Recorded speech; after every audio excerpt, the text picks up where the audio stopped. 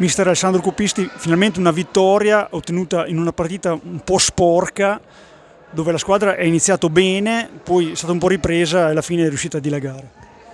Secondo me è una gran partita della squadra, ha dimostrato di saper soffrire fino in fondo. Le partite finiscono al 50°, non dopo 10 minuti. Lo ripeterò all'infinito.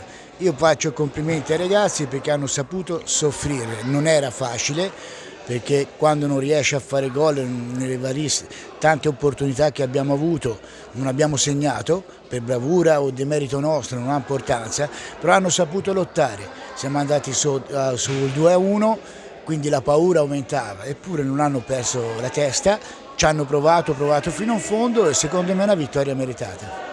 Infatti proprio nel momento di maggior sofferenza è arrivato un gol che dopo ha cambiato completamente le sorti nel secondo tempo, dove la squadra poi ha ritrovato tutta la sicurezza.